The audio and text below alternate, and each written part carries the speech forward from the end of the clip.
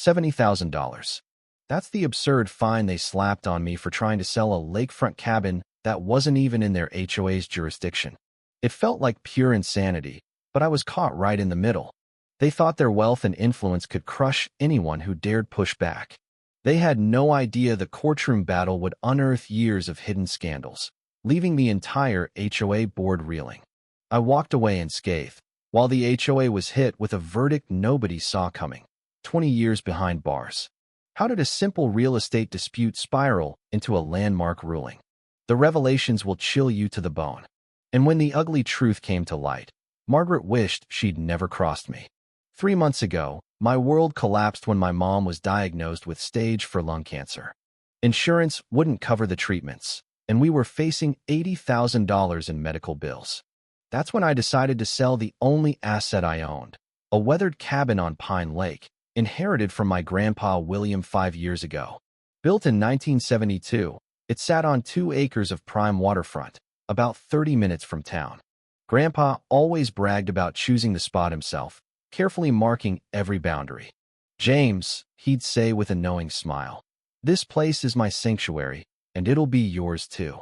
That dream shattered when Margaret Peterson showed up at my door 3 weeks ago, lawyer in tow, armed with a stack of documents. Margaret, who insisted on being called Maggie, was the iron-fisted president of Pine Ridge Estates, the upscale subdivision a mile away. At 52, she strutted in tailored suits, carrying designer bags, and pulled up in a gleaming white Mercedes that screamed extravagance. Behind her was Robert Klein, a nervous man in his late 50s, gripping a briefcase like it held national secrets. "Mr. Carter," Maggie barked, skipping pleasantries, "we need to discuss your property issue. You're selling that Pine Lake cabin? That's a problem." I let them in, stunned. My cozy living room felt smaller under Maggie's commanding presence as she claimed my armchair like it was her throne, while Klein perched awkwardly on the couch. "I'm confused," I admitted. "This cabin's been in my family for decades, well outside your HOA boundaries. What's Pine Ridge got to do with it?" Maggie's smile turned predatory. "Oh, Mr. Carter, you're working off outdated information." She nodded to Klein, who produced a glossy new map. "Our latest survey places your cabin squarely within Pine Ridge guidelines. Any sale requires HOA approval, with reviews and fees." The map baffled meth boundaries had shifted dramatically, swallowing my grandpa's land. "This can't be right," I protested, studying it. "Original surveys show the line 200 yards away." Maggie chuckled, as if humoring a child. "Real estate law is complex for laypeople, but trust me, our documents are ironclad. We have close ties with Mayor Thornton and the council, so it's all legitimate." Her name-dropping felt like a veiled threat. Klein added flatly, "Unauthorized sales incur a $70,000 fine, plus costs. We'd prefer to settle amicably, halt the sale, join the HOA, and we'll discuss payment plans." It hit me. This was a shakedown, backed by a fake map. "So, you're saying my family's land magically became part of your HOA through redrawn lines, and now you want 70 grand for me selling my own property?" Maggie examined her nails casually. "Simplistic, but yes. Better to cooperate than fight, especially with your mother's health." Her knowledge of my mom's cancer stunned me. I'd kept it private. "Pine Ridge is a tight community," she smirked. "We stay informed. Sad situation, but the law doesn't bend." She gave me 48 hours before formal action. As they left, Klein fumbled his briefcase, spilling papers. One was an old map, matching my Memorami cabin clearly outside HOA territory. He snatched it back, pale as a ghost.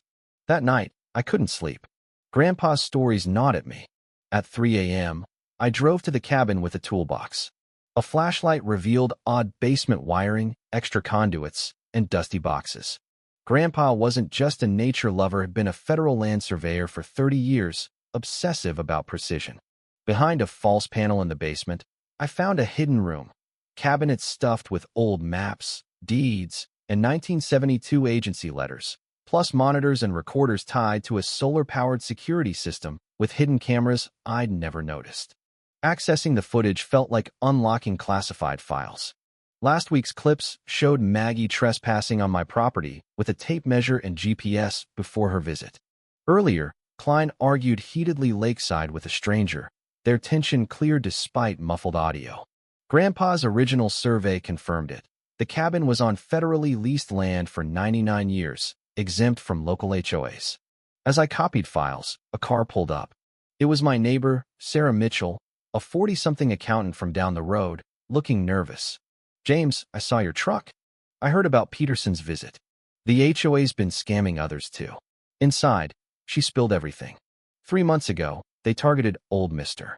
Jenkins, claiming 2 acres of his 1962 family land were theirs. At 78, he couldn't afford a legal fight and gave in. Sarah's hands shook. "I've been digging. They fabricate disputes to seize land from vulnerable people. And James, they're targeting my property next. We can stop them together. But Peterson's scheme is bigger than you think." Her words clicked. This wasn't just petty control, it was organized theft. Grandpa's map revealed more. The cabin sat on protected federal land. They weren't just stealing from owners. They were stealing from the government. With evidence in hand, I crashed the HOA's Thursday meeting at their lavish community center. Their bylaws allowed affected owners to speak. I came prepared, laptop loaded with videos. The room dripped with intimidation-polished wood, smug board members, Maggie at the center. During public comments, I stood. "I'm James Carter, here about boundary fraud affecting us all." Maggie's composure faltered. "Mr. Carter, this is private. Take it to court." I shot back. "No, it's public. It involves federal land." I projected Grandpa's map, then the footage of Maggie's trespass and Klein's lakeside argument. Gasps filled the room.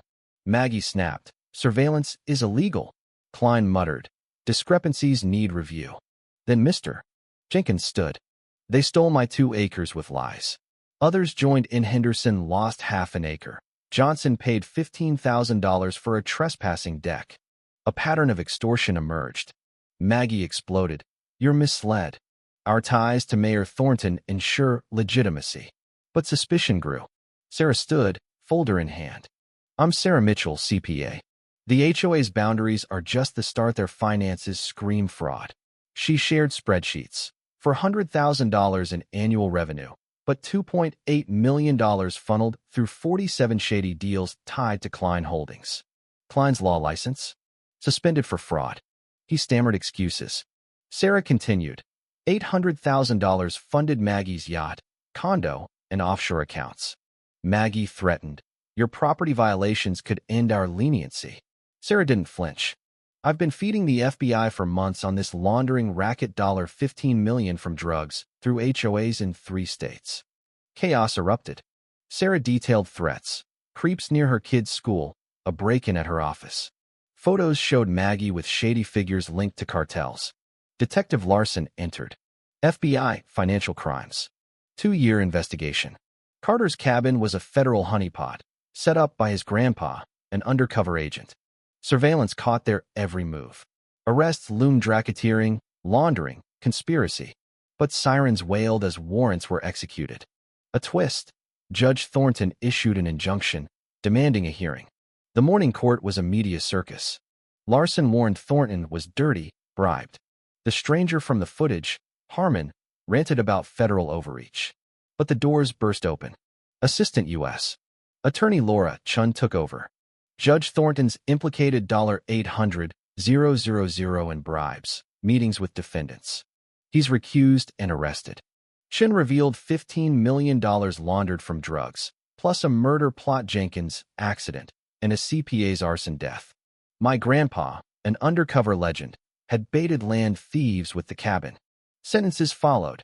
Maggie got 22 years, Klein 18, Thornton 12.